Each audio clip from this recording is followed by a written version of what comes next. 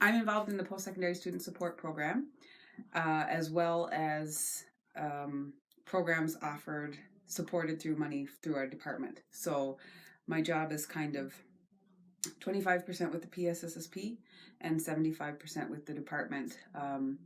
Under the PSSSP, we are a funding program. We administer funds that we receive through fiscal financing agreement with the federal government, and we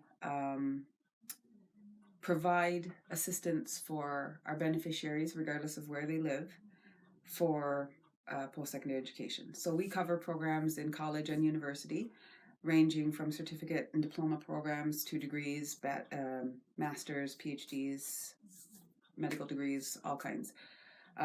We have a similar program called Inuit Pathways. It's a different funding pot of money, and they cover funding for trades and short programs. So between the two programs, pretty much anything anybody wants to do can be supported financially through one of our programs. So the PSSSP, that sort of program, I guess it's not just sitting at a desk and waiting for someone to come and ask for funding. It's a bit of outreach and work ahead of time. So I go into the schools once a year and talk to kids from grade K to 12. We cover importance of staying in school, what you want to be when you grow up, career options, career exploration. Then in the older grades, we get into more understanding of course selection and high school courses for entrance requirements, and then into the support for funding. So the funding part of it is right at the tail end of their work with me over their whole secondary career. Under the department, our department does provide a lot of money every year to the school district to administer programs that's not the responsibility of the province. So any of our Inuktitut language programming, any of our cultural programming, as well as a lot of support for activities above and beyond the regular curriculum, such as travel to sport events and drama festivals and choir and all sorts of different projects through the school. That's what we support. So one particular program, one particular file that I'm working on is the creation of a Inuit history course specific to Nunatsiavut. It's called Inuit Piusituhavulu, and it's a 2-credit course to be offered in high school. It's been piloted now for 3 years, and we're just finalizing the textbook. So hopefully by this fall, we will have a beautiful textbook that students will open and see familiar faces, read familiar names, learn about places that they have heard about, and their own people. So no longer are we going to have a section in a chapter that references Inuit in Nunatsiavut. We've got the whole course. So it's a beautiful course. We've received tremendous feedback, and it's just the beginning. We want to use that as a jumping off point to bring an Inuit-focused social studies curriculum throughout the whole grades, and then move on to other subjects like math and science with an Inuit focus. So it's a pretty amazing program. One of these days, hopefully my grandchildren will be able to go into our school and learn all about themselves while learning about all the subjects that they need to learn about. Kind of got a lot of things on the go, and it's a really fun and exciting time to be working in education right now in Nunatsiavut. We have this course, which is pretty remarkable in terms of where it came from. Quite some time ago, youth at the youth symposium that we have in our region every year, the youth stood up and said, we want to learn about ourselves in school, not be a secondary thing an add-on to what we're learning about. So our executive took that to heart, and here we are probably roughly 10 years later, and the course is being delivered. So it shows that we listen to the youth. It shows that they're making really good points, which makes me hopeful for our future, because we've got really brilliant youth coming up through.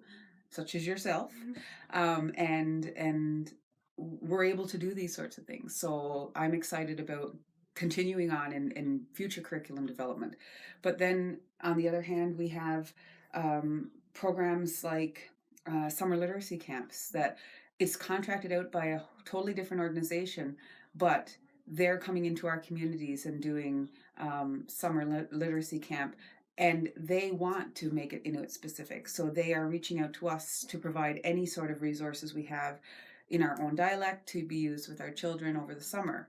The Inuk Book Project, which is through the Tradition and Transition, which is a huge 5-year research project partnership with Memorial University and Nunatsiavut government.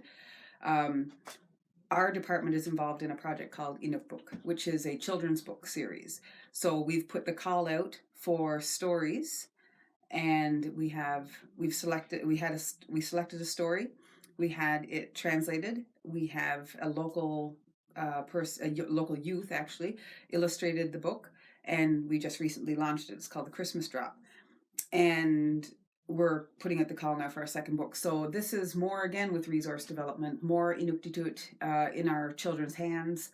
And the whole goal of that project is to produce 10 children's books, because with this literacy camp, for example, they came to us and said, can we get as much of your Inuktitut resources, any children's books? And we had hardly any. So this project over the years will increase our volume of resources in that area. The numbers don't lie. So the PSSSP is really quite easy to measure success, and that being with our number of graduates. I guess you could totally analyze it further by, are the graduates working in their field? Are they happy in their employment, or whatever? But for us, a good benchmark is, of our students that we're funding and putting through school, how many are graduating? So since the program was up and running full swing since 1987, so since 1987, we have not over 900 graduates. I believe it's 900, and since the last numbers in January. So we've got new numbers now with our winter graduates. The numbers are 839 graduates in 1,052 programs, because there's a bunch of us that have more than one program. So I count as a graduate twice, for example. But we've got others that are graduates 3 or 4 times, because they've gotten a certificate, then a diploma, then a degree, then a post-degree, and maybe a master's or even PhDs. So we do have a very successful program. We've even run an audit of our program. We had a needs-based study done just last year, and to see if we needed to run it differently to meet the needs of our membership. And what the results back from that was that we're running it perfectly in terms of what we're providing in financial support. It's the places where we could improve a little bit more is some of the soft supports, like some of the counseling or preparation work and things like that, which we're already working on. We just have to up that a little bit more.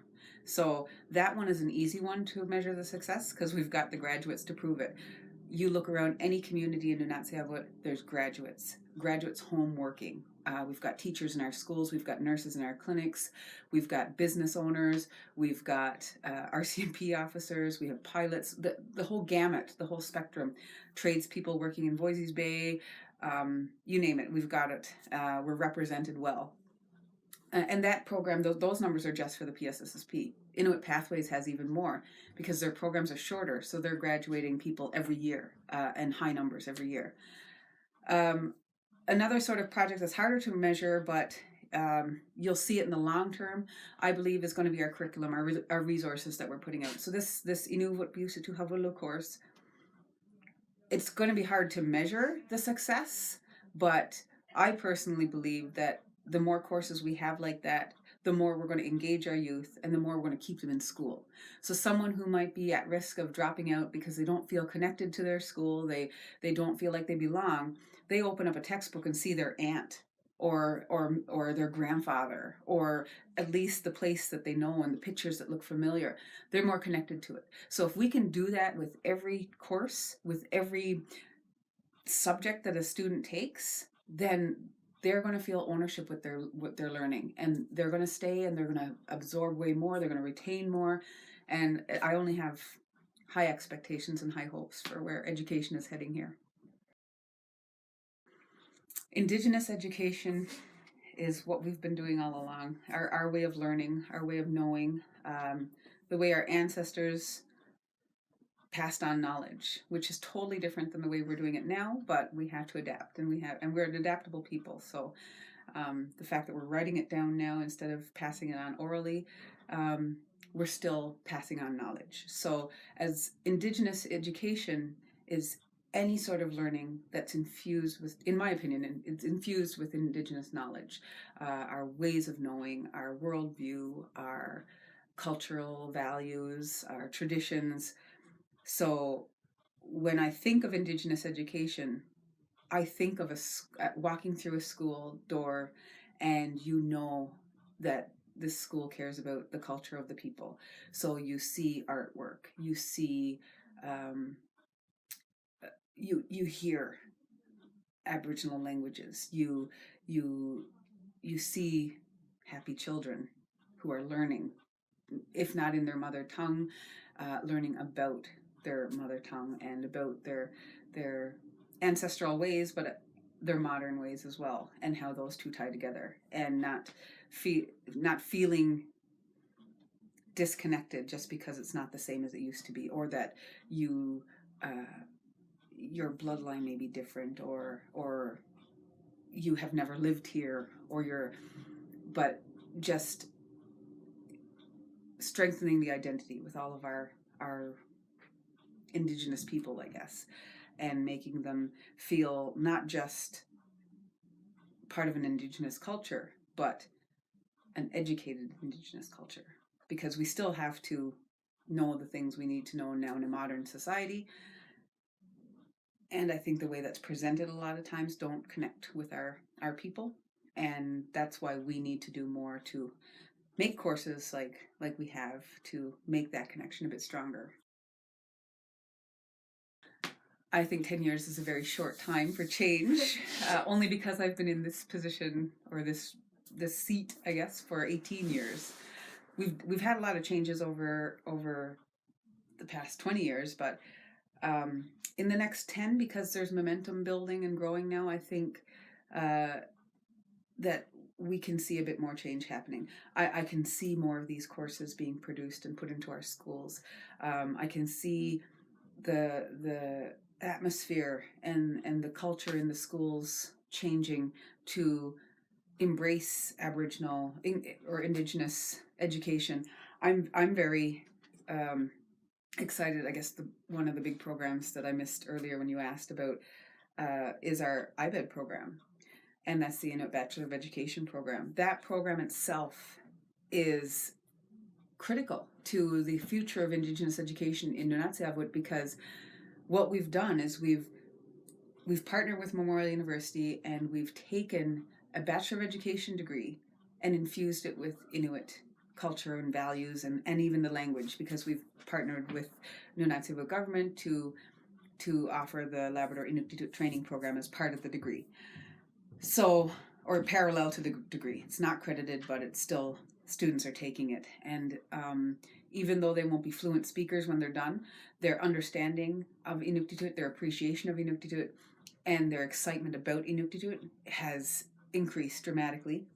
And they're going to be more trained in that area than any of our graduates in education have ever been, other than the speakers themselves who have gotten degrees. So our teachers are being taught how to teach Aboriginal students, how to teach Indigenous students, how to infuse everyday learning with an Aboriginal way of thinking, or an Indigenous way of thinking. I still prefer the Aboriginal term myself, but our teachers that are coming out of this program are going to have a different take on maybe what's important, or what's needed to be brought into the classroom so that our children learn maybe just a little bit better, or to try something new. Maybe the old ways still work for some, but bringing in a perspective that appreciates and acknowledges and encourages an Aboriginal way of knowing is something new. And we're really excited to see in the next 10 years what the impact of these new teachers is on our students. So I'm very excited. They're going to be done in December, which means they're ready for work starting January. So I'm figuring if we don't see them in the school by this time next year, they'll be starting next September 2019 as full-fledged teachers in our system. And that's really promising. So that paired with more resources that are Inuit focused is only going to, it's an exciting time for our young people in school right now. Human resources. Everyone usually says funding. Yeah. We seem to be okay with our funding in terms of using the money that we have efficiently to do the things that we've been doing so far. But we need the human resources. We need more people that want to come on side to help with curriculum development and to help with these amazing programs. It's a lot when you have all these things on your plate. I work with amazing people. The developers of the course are just the most amazing, and I'm very fortunate to have crossed paths with them because I tell them I don't ever want them to retire, and I want them to stay on with us to keep developing more courses. But that's another reason I'm excited for these graduates coming out, because hopefully one day these students will be the administrators, will be maybe working at the department level. We have the jurisdiction in our land claims agreement to take control of our K-12 system. We're nowhere near ready to do that yet, but with teachers that are trained this way, with an Indigenous perspective on education, who will be teaching in our schools and getting experience teaching in our schools to see how the system works so that they can improve it. I'm excited for those to come working with us down the road to help put that new system together so that when we do take over control, we're ready, and we're ready to do it right.